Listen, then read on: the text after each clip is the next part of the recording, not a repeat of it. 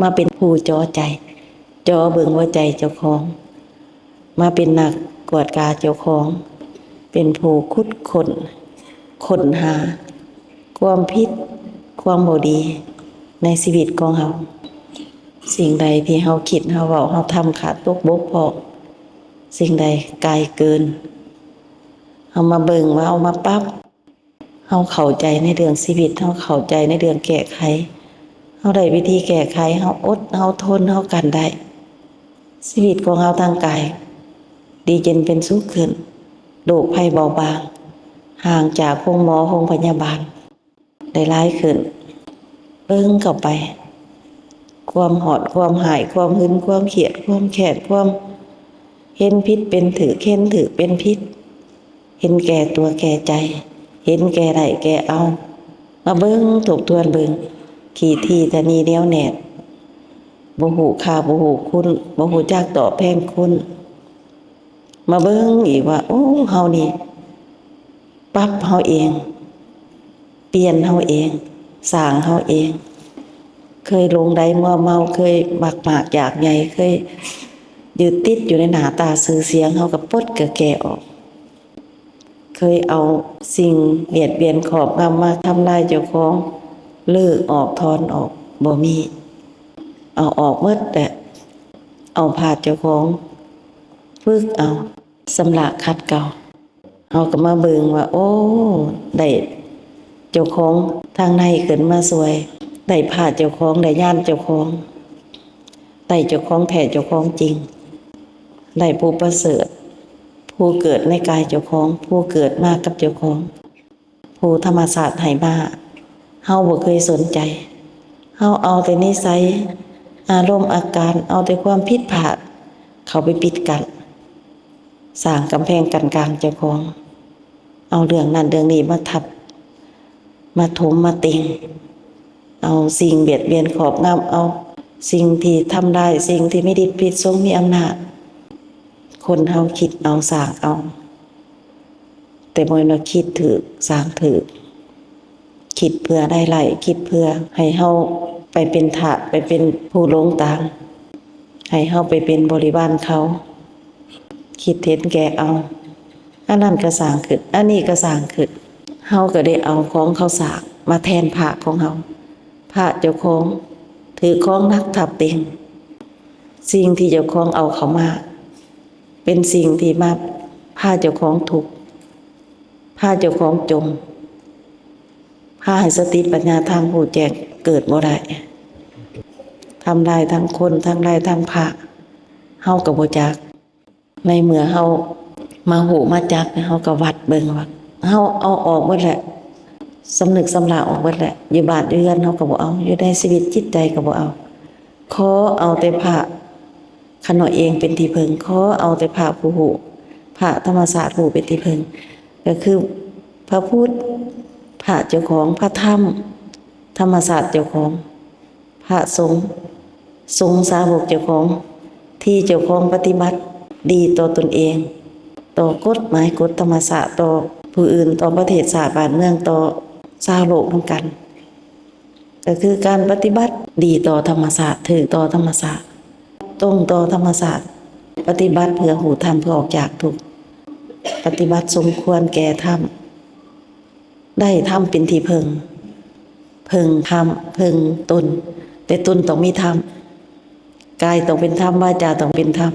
ใจต้องเป็นธรรมต้องเบิ่งอีกว่าพึ่งตนนี่พึ่งบ่ได้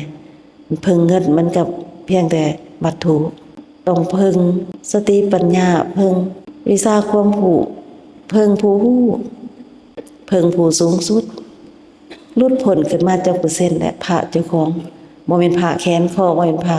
รอล้อมขึ้นได้บ่แม่นพระปั้นเอาสร้างเอาได้พระเกิดกับเจ้าของคือธรรมศาสตร์ที่เกิดร่วมกันตอนเจ้าของมาเกิดในคันแม่มีธรรมศาสตร์มาร่วมเกิดเจ้าของมาคุดค้นเอามาสำระขัดเกลาเอาด้วยความรู้ด้วยความเข้าใจด้วยแก้ไขเฮาจึงพากันมาจาคะสละเวลาก็สละมาจาคะมา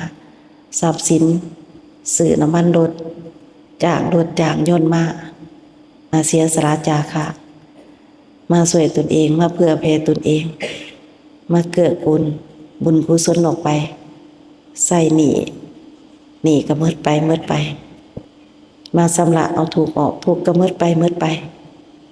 มาสร้างคุณงามทำความดีสติก็แก้กล้าขึ้นปัญญาก็ล้ำเลิศประเสริฐขึ้นประเสริฐยิ่งขึ้นสิ่งสูงสุดอยู่ในตัวเจ้าของเกิดขึ้นมาอยู่ในหัวใจเจ้าของก็ได้พึงพระเจ้าของพึงญาณเจ้าของ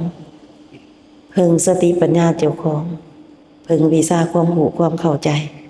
แก้ไขได้ปล่อยวางได้เบาสบายหายทุกข์พ้นทุกข์เป็นคนหมดทุกข์มีอิสระ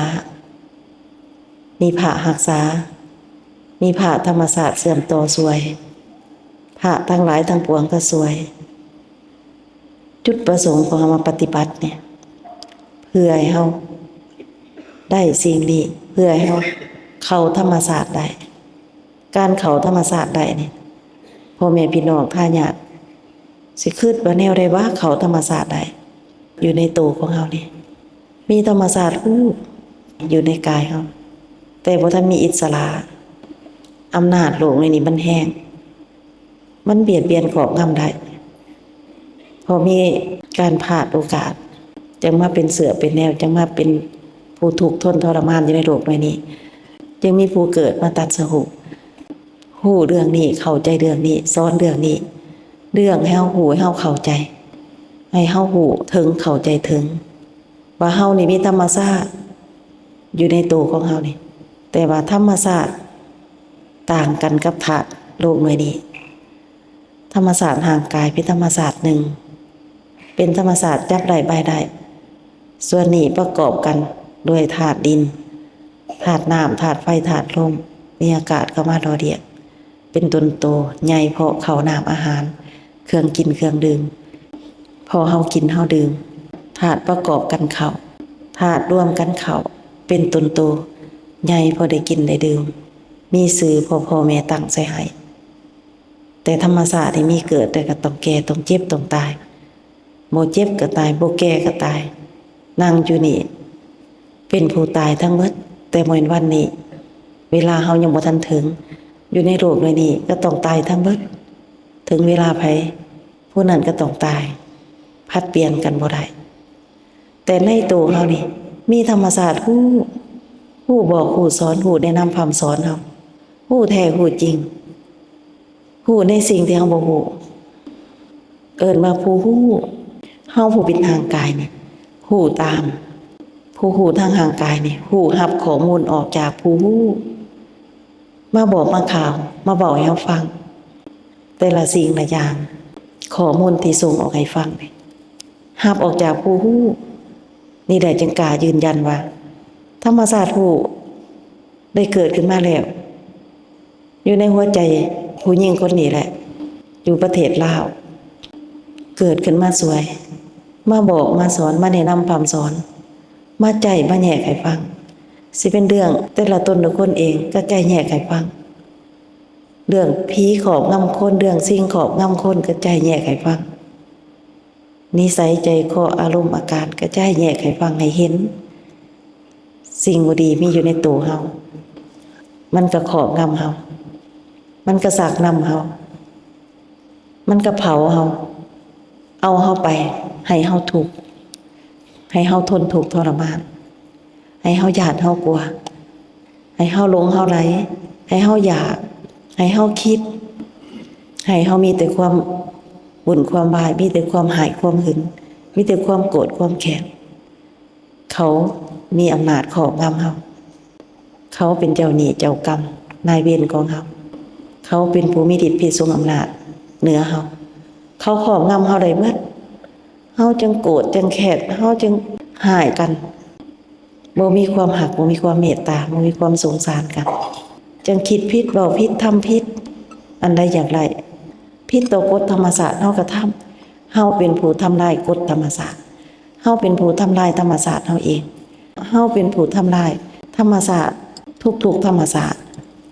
ได้รับผลกระทบกับเฮาแบ่งสิ่งบ่ดีเฮาปั่นสิ่งบ่ดีให้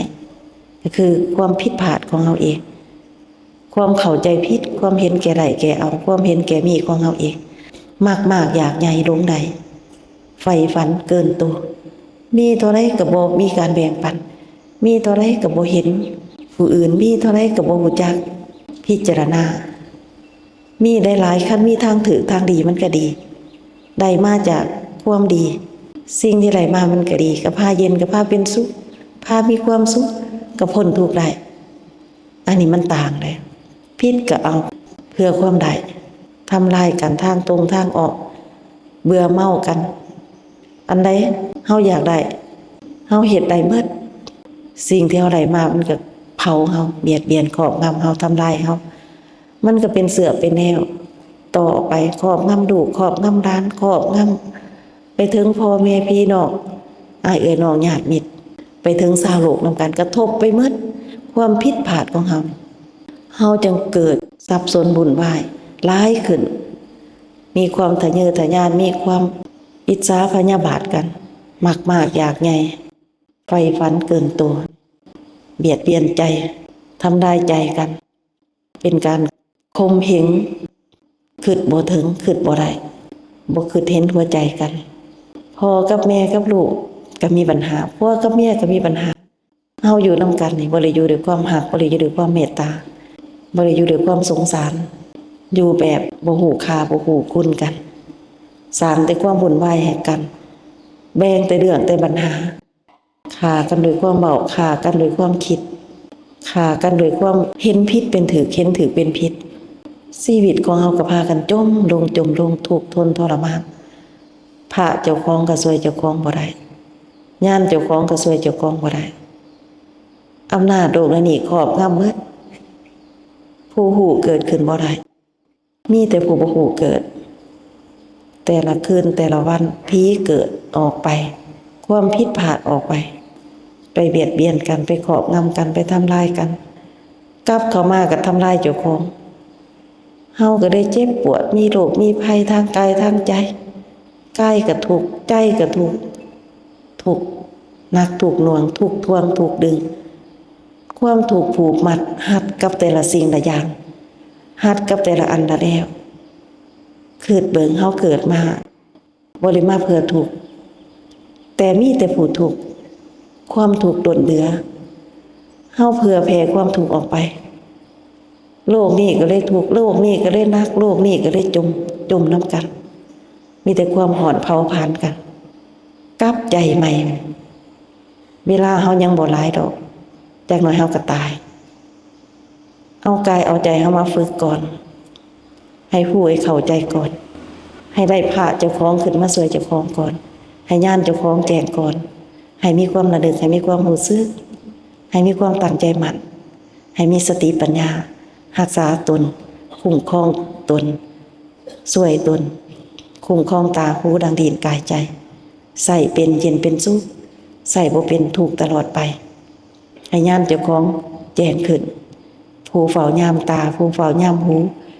ผู้เฝ้ายามหลังผู้เฝ้ายามดินผู้เฝ้ายามปากเจ้าของผู้เฝ้ายามกายผู้เฝ้ายามใจเฮาฝึกเฮาได้เฮาสิได้ผู้เฝ้ายามดีถ้าเฮาฝึกเฮาบ่ได้บ่มีไผเฝ้ายามอันใดก็สิหลังเข้ามาไหลเข้ามาอันใดก็ไหลเข้าไหลเข้ามาทับถมติ่งเจ้าของนักตลอดไปหือออกถอนออกอันนี้บ่ต้องลงไหลบ่ต้องไปตามฤทธิ์พิษสงอำนาจบ่ต้องไปตามกระแสให้ทวนกระแสให้อยู่กับเจ้าของอยู่กับลมหายใจฝึกใจให้ได้ให้ใจเป็นใหญ่ควบคุมกายวาจาใจให้ได้เจ้าของจึงสิเป็นผู้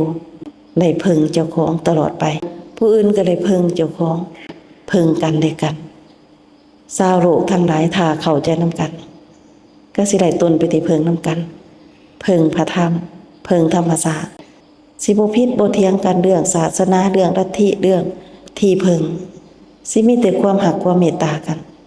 เข้าใจกันเข้าหลบพระธรรมนำกันเรื่องนี้เป็นเรื่องสูงสุดเป็นเรื่องพาเฮารุดเฮาพ้นทางชาวลาวชาวโลกนำกันสิพ้นทุกข์นำกันใจเมตตาสงสารเกิดขึ้นเป็นพระเมตตานำกัน พ่อแม่ลูกหลานหญิงชายเป็นน้ำกัน เป็นผู้หูผู้แจ้งผู้สว่างผู้รุดผู้พ้นผู้เข้าธรรมศาสตร์หูมีอิสระคุ้มครองรักษากายได้สวยกายได้กายเป็นผู้สวยกายเป็นผู้สำลัดคัดเก่าเอาสิ่งบ่ดีในทางกายสร้างขึ้นในทางกายปกปิดหุ่มห่อในทางกายสร้างขึ้นมาทำลายเจ้าของพอกายห่างกายธาตุขันธ์สวยเจ้าของได้เจ้าของผู้เป็นธรรมศาสตร์ผู้มีอิสระพาผู้เป็นกายมีความสุขผู้เข้าธรรมศาสตร์ได้หลุดพ้นผู้เป็นกายก็หลุดพ้นผู้เป็นธรรมศาสตร์ก็หลุดพ้นต้องเข้าก่อนตายนะบ่แม่นตายก่อนจังเข้าไล่ก่อนตายไล่ตอนยังมีลมหายใจอย่าไปคิดว่าตายแล้วจังไปเข้าธรรมศาสตร์เข้ากฎธรรมศาสตร์เจ้าของนี่เด้อเข้าธรรมศาสตร์เจ้าของเองข้อที่1คันเฮาหูเฮาแจ้งขึ้นเฮาสิเข้าถึงกันข้อที่